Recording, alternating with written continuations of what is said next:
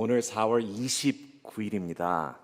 한국 분들은 4월 29일 잘 모르실지 모르겠습니다. 왜냐하면 미국에서는 4.29라는 그 날이 참 중요한 날입니다.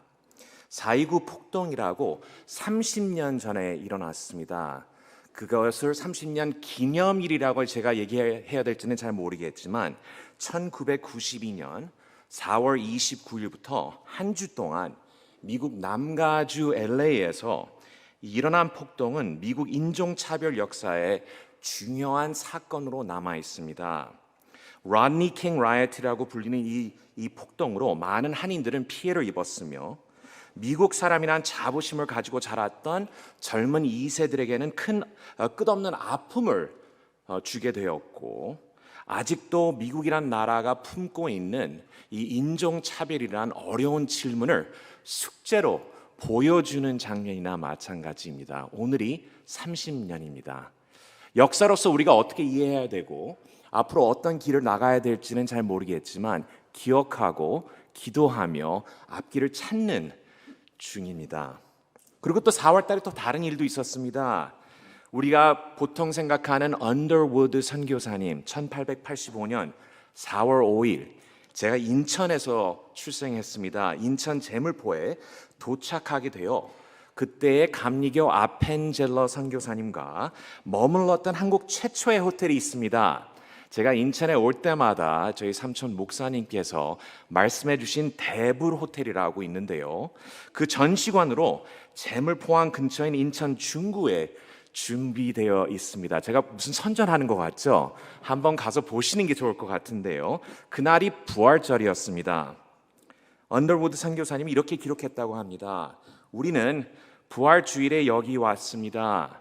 이날 죽음의 철장을 부수신 주님께서 이 백성을 얼매고 있는 줄을 끊으시고 그들로 하나님의 자녀들이 얻는 생명과 자유로 이끌어 주시기를 기원하나이다 라고 말씀하셨다고 합니다. 30년, 불과 한 140년의 역사입니다.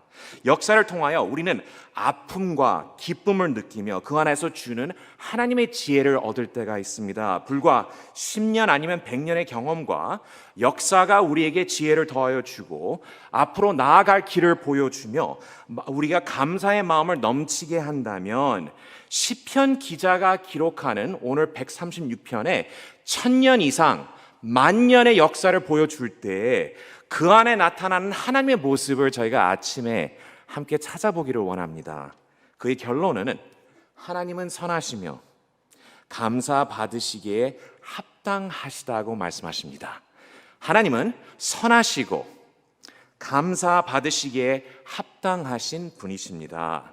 오늘 본문의 1절 속에 이 시편의 핵심 메시지가 담겨져 있는데요, 여호와께 감사하라, 그는 선하시며 그 인자하심이 영원함이로다 라고 나와 있습니다. He is good. Good.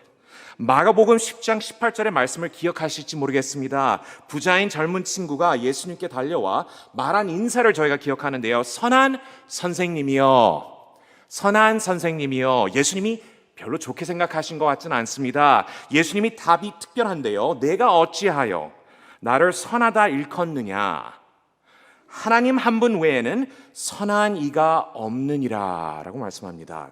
그렇다면 예수님께서 말씀하시는 이 선한 하나님의 모습은 어떤가요? 라고 저희가 질문을 던지게 된다면 여기에 시편 기자는 말씀하시기에 하나님은 창조자이시라고 말씀합니다.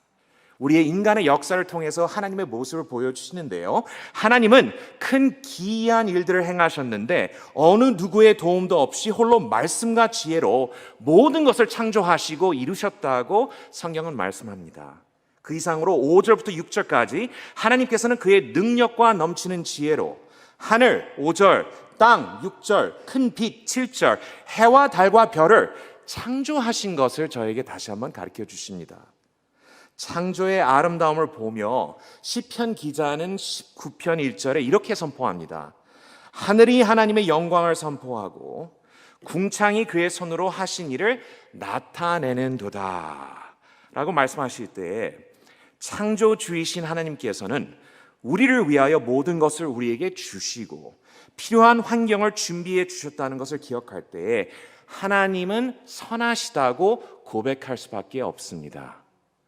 그러나 여기서 끝나지 않습니다. 창조자이신 하나님뿐만 아니라 하나님은 10절에서 22절까지 말씀하시기에 구원자라고 말씀합니다. 구원자. 선하신 하나님은 연약하고 불신한 이스라엘 백성을 직접 택하시고 은혜와 자비를 베푸심을 우리가 역사 속에서 찾아볼 수 있습니다. 좋으신 하나님은 10절에 애굽의 장자를 치시고 11절에 이스라엘 백성을 애굽에서 강한 손과 펴신 팔로 애굽에서 나오게 하시며 홍해를 나누시고 13절의 말씀에는 그의 백성이 가운데로 통과하도록 인도하시며 17절에 크고 유명한 왕들을 직접 치시고 21절에 예비하신 언약의 땅을 그의 백성들에게 베풀어 주신 하나님이라고 이 구원의 역사를 저에게 보여주십니다. 순종하고 아름답고 위대한 백성에게 구원을 베풀어 주신 것이 아니라 연약하고 불신 속에 있었던 이스라엘 백성에게 하나님께서는 자비와 사랑을 베풀어 주셨기 때문에 선한 하나님이라고 시편 기자는 다시 한번 말씀하십니다. 하나님은 선하시다. 역사 속에 나타나는 하나님의 모습은 영원토록 선하시고 인자하신 분입니다. 인생이 편하거나 사는 것이 쉬었다는 뜻은 아닙니다. 지난해만 생각한다 하더라도 어려움, 절망, 그리고 근심이 넘칠 때가 수없이 있었다는 것을 우리는 인정할 수밖에 없습니다. 시편 기자도 마찬가지였습니다. 이론적으로 생각하는 것이 아니라 삶에 나타나는 현실을 보여주시는데요. 저희가 136편을 읽고 나서 그 다음 글을 아시죠? 제가 숫자를 잘 알다 보니까 137편입니다. 137편을 보시게 된다면 그 말씀 속에 바벨론의 포로가 된 이스라엘 백성들의 고통이 담겨 있는 슬픈 시입니다. 이국 땅인 바벨론에서 포로 생활로 강변에 앉아 시온 고향을 쳐다보며 울었다고 합니다. 백성들이. 이럴 때 바벨론 사람들은 이스라엘 백성들을 놀리고 모독하며 조롱하기 위하여 고향집 시온의 노래 중 기쁜 노래를 하나 부르라는 명령을 내렸다고 합니다. 이때 우리가 마음에 와 닿는 내용의 말씀은 그들이 이 질문을 올리는데요. 이런 질문을 합니다. 우리가 이 이방 땅에서 고향집이 아닌 이 땅에서 어찌 여호와의 노래를 부를 수 있을까라는 질문이었습니다. 이 고통 속에서, 이 아픔 속에서, 멀리 떠난 이 땅에서 우리가 어떻게 하면 하나님께서 주신 기쁜 노래를 부를 수 있을까라는 질문을 던질 때에 지난해나 그 전해나 지난 역사 속의 어려움 속에서 믿는 자들이 외치는 그런 질문이 아닐까 저는 생각이 됩니다. 이 생활의 어려움은 인정하지만 시편 기자는 이 137편의 아픔을 둘러싸는 글을 지어주는데요. 136편의 말씀과 같이 138편의 8절의 말씀이 이렇습니다. 주의 인자하심이 영원함이로다. 136편의 말씀 같이 8편도 주의 인자하심이 영원함이로다. 우리의 주가 그의 인자하심이 영원하심을 믿으시기를 바랍니다. 근데 여기에 말씀이 되풀이됩니다. 이 후렴이 26번 되풀이되는 거 아시죠? 왜 26번까지 하실까? 참 기억에 남는 글인데요. 저희가 딸이 있고 아들이 있습니다. 큰아이가 딸인데 한국 이름으로 성아, 영어 이름은 안나입니다. 아들은 성민, 그리고 영어 이름은 그 시므온이라고 지었는데요.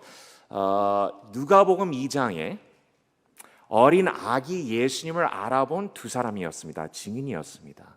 저의 기도 부족한 부모들이지만 기도의 제목은 이 세상이 예수님을 알아주지 않는다 하더라도 이 두 아이는 예수님을 알아보는 증인이 되었으면 좋겠다라는 마음으로 이름을 지어줬습니다. 근데 아들이 태어나니까 왜 이렇게 되풀이 하시는지 제가 이해가 될 것 같아요. 잊어버립니다. 안 들을 때가 있습니다. 듣고 나서도 안 들은 척을 할 때가 있습니다. 잊어버릴까 봐 되풀이 말씀해 주시는데 우리도 혹 잊어버릴까 봐 26번 말씀하십니다.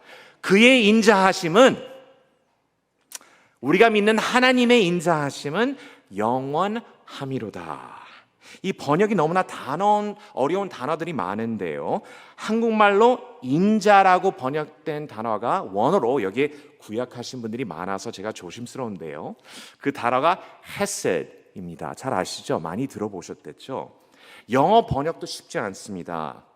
자비, mercy, steadfast love, 불변한 사랑, faithful love, 신실한 사랑, loving kindness, 자애, kindness, 친절, grace, 은혜 등등으로 다양한 의미를 가지고 있었고, 번역이 여러 가지로 있는 것을 저희가 볼 수 있습니다.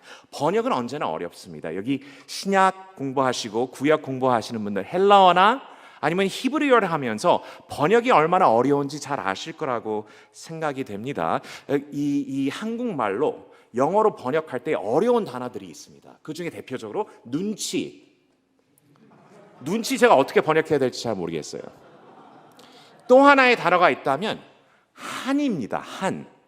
한이 쌓였다고 하는데요, 이거는 제가 고백할 내용인지 잘 모르겠는데 지난 코로나 시절 중에 저희 와이프랑 저랑 나쁜 버릇이 들었습니다. 제가 고백하자면 넷플릭스를 많이 봤습니다. 죄송합니다. 제가 공부를 하고 기도만 했었어야 되는 건데 넷플릭스를 보게 됐는데 요새 미국의 한국 문화가 많이 전달되고 있습니다. 거기에 드라마도 많이 나오고 다큐도 많이 나오는데 그 중에 나온 것 중에 하나가 뭐냐면 백종원 씨의 쇼들이었습니다.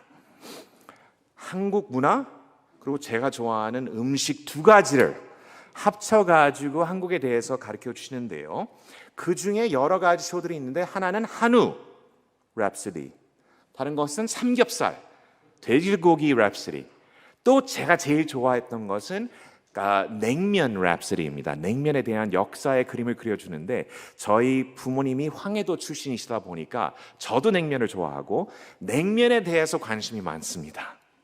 나오는 장면 중에 부산에서 밀면 국수집을 운영하시는 분의 아버지 소개가 인상적이었는데요, 국수집을 시작하신 아버님이 돌아가시기 전에 그려주신 약도를 크게 확대하여 벽에 장식으로 걸어놓은 장면을 저희가 보게 됩니다. 이럴 때 이 아드님이 말씀하시기에 아버지가 돌아가시기 전에 통일이 되거든 여기 한번 가봐라, 이렇게 가면 너의 아버지 집이다 라고 말씀하셨다고 합니다.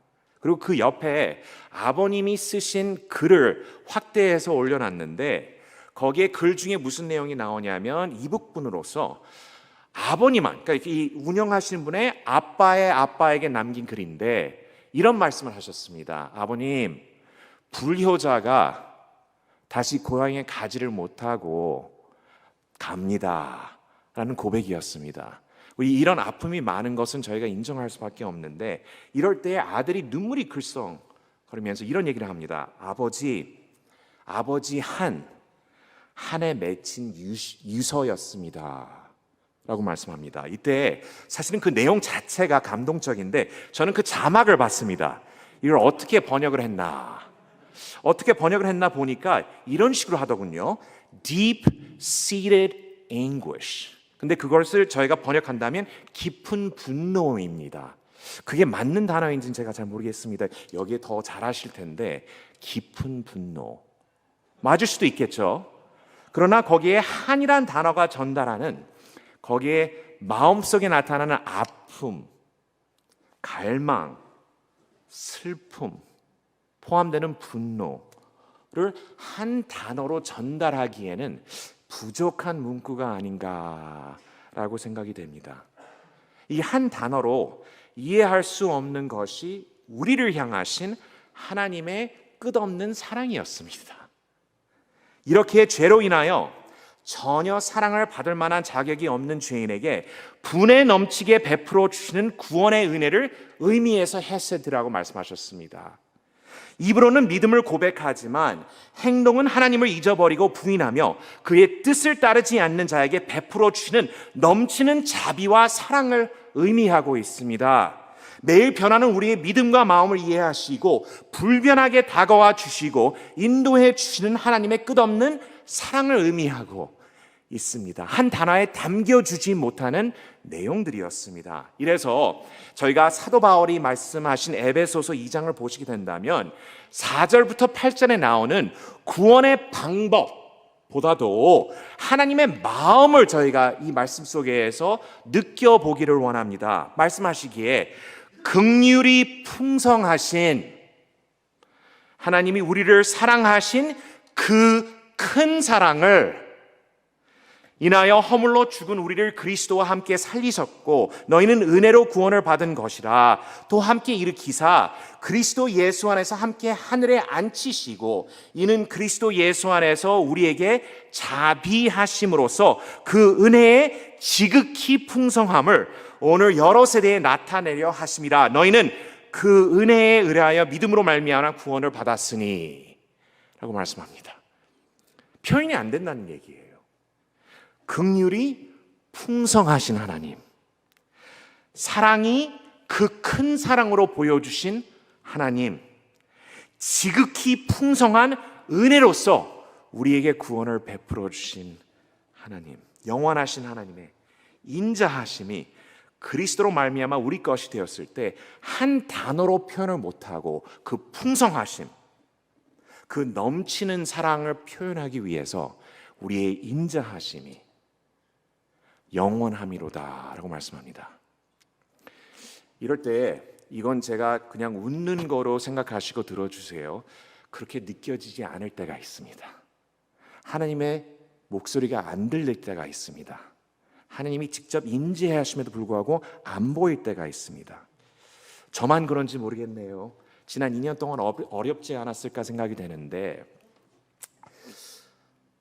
저희가 아들이 있다고 말씀드렸댔죠. 딸하고 너무 다른 것 같아요. 근데 제가 재밌는 것 중에 하나는 뭐냐면 제가 결혼을 안 하고 아이들이 없을 때 유아 교육에 대해서 이론적으로 완벽한 사람이었습니다. 모든 건 다 알았어요. 그리고 책망도 잘했었고 이렇게 하는 게 옳다고 얘기를 자주 했습니다. 그중에 젊은 분들이 하는 것 중에 제가 굉장히 싫었던 게 뭐냐면 아이들에게 가방을 입혀주는 분들이 있습니다. 그리고 그 가방 뒤에는 끈이 있었습니다. 뭔지 아시나요? 아이들이 막 뛰어다니니까 그 끈을 잡고 아이들을 키우는데 도망칠까 봐. 근데 꼭 강아지 키우는 것 같았어요. 너무 싫었습니다. 그렇게 하면 안 된다고 제가 얘기했습니다. 그렇고 나서 아들을 낳았습니다. 딸은 앉아서 공부를 하고 책을 읽는데 얘는 좀 바빠요. 근데 이제 그게 큰 걱정은 아니었는데 한 2살 됐을 때에 저희 장인 어른이 너무나 저희 사랑하시고 생각해 주셔가지고 크루즈를 가게 되었습니다. 배를 타게 되었는데 한 주 동안 꿈꾸는 게 아이가 배에서 떨어지는 장면이에요. 와이프랑 걱정 후에 결론을 지었습니다. 가방을 샀습니다. 가방을 사서는 거기 입혀줬는데 아이는 몰라요. 너무 좋아해요. 거기다 자동차도 넣고 장난감을 넣고 너무나 기뻐하는데 거기 한 3m 되는 줄이 있었습니다. 배를 타기 시작하는데 너무나 좋아요. 이젠 걱정이 별로 안 돼요. 걔가 막 걷기 시작하다가 좀 떨어졌을 때 뒤돌아봐서 엄마의 얼굴이 보이면 활짝 웃습니다. 그렇죠? 엄마가 있으니까. 그러나 지나가다가 엄마가 안 보일 때가 있습니다. 왜냐하면 사람들이 중간에 끼기 시작하니까 그때는 얼굴이 변해요. 엄마 찾느라고 다시 달려왔다가 그러고 나서는 왔다 갔다 할 때에 그 아이는 잠시 엄마 얼굴이 안 보일 때는 놀라고 걱정하고 근심이 쌓일지 몰라도 보일 때는 기뻐하는 모습을 보면서 우리의 모습이 그렇지 않을까 생각이 됩니다.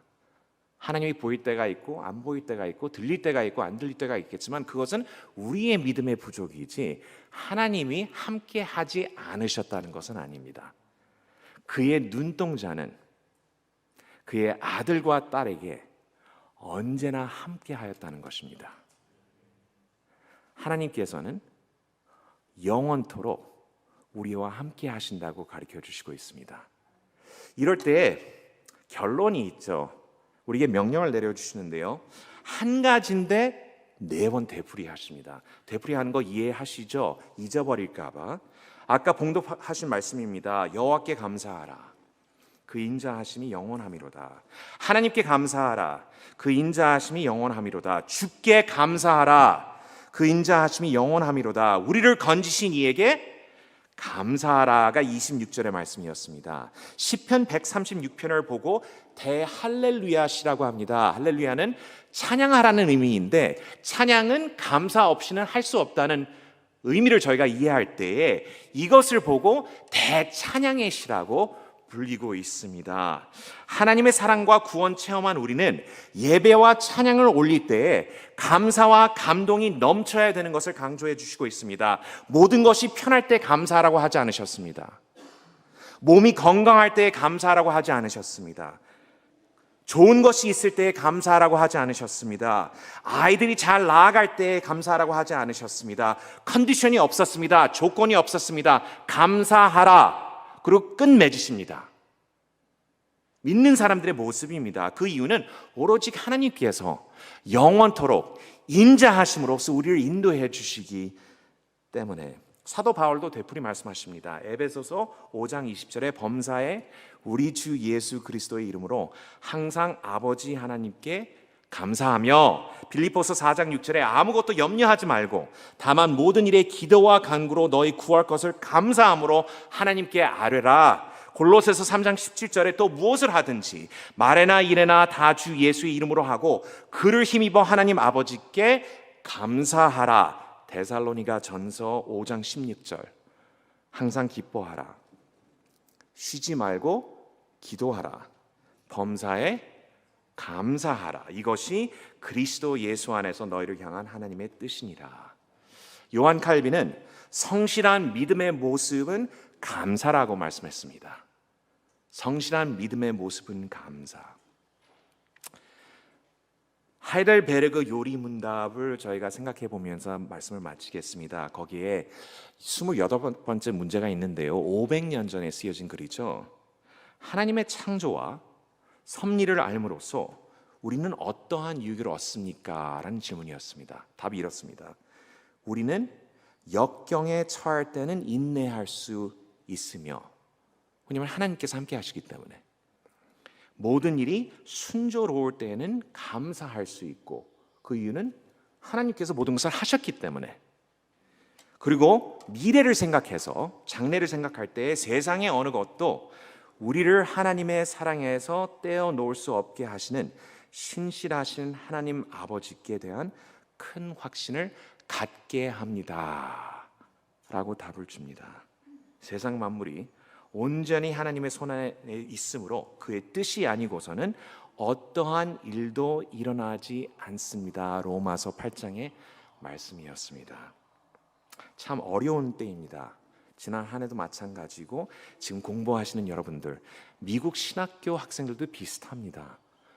열심히 하지만 할 일이 많은 것 같아요. 그렇죠? 이럴 때 이 세상의 모든 것이 변했지만, 그리고 계속 변하고 있지만, 그러나 그 속에 변함없이 우리를 사랑하시고 인도하시는 선한 하나님을 믿고 전적으로 의지하며 감사를 끝없이 올리며 사는 우리의 합동신대원 학생들, 교수님, 모든 섬기는 분들이 되시기를 축원합니다. 기도하겠습니다. 하나님, 감사드리고 또 감사드립니다. 자격이 없음에도 불구하고 저희를 택하시고 인도해 주시며 그 크신 사랑으로 저희를 사랑해 주시며 언제나 하나님의 앞길을 따라갈 수 있도록 성령으로 인도해 주심을 감사드립니다. 저희가 부족하다는 것을 고백합니다. 죄 속에 있다는 것도 고백합니다. 하나님, 저희가 지혜가 부족한 것을 고백합니다. 직접 인도하여 주시오며 힘을 더하여 주시옵고 이제 교회를 사랑하며 그리스도의 말씀을 선포하기를 사모하는 이 학생들이 이 합신에 모여 있을 때에 그들에게 힘을 더하여 주시옵고 자신감이 넘치게 하도록 하여 주시오며 자기 자신을 의지하는 것이 아니라 불변하신 하나님만을 의지하며 영원하신 하나님의 인자하심을 기억하며 감사와 찬양을 올리는 우리의 학교와 여기에 계시는 모든 학생들이 될 수 있도록 인도하여 주시옵소서. 언제나 하나님께 영광을 돌리기를 원합니다. 한국이든 미국이든 우리 합신과 웨스트민스터 신학교 서부를 지켜주시사 그 일에 부족함이 없도록 인도하여 주시옵소서. 모든 것을 감사드리오며 예수님의 이름으로 기도드립니다. 이제는 주 예수 그리스도의 은혜와 하나님의 끝없는 사랑과 성령의 교통하심이 하나님 나라를 위하여 공부하며 준비하며 말씀을 선포하는 모든 학생과 합신을 섬기는 모든 분들 머리 위에 이제부터 함께 하시기를 축원합니다. 아멘.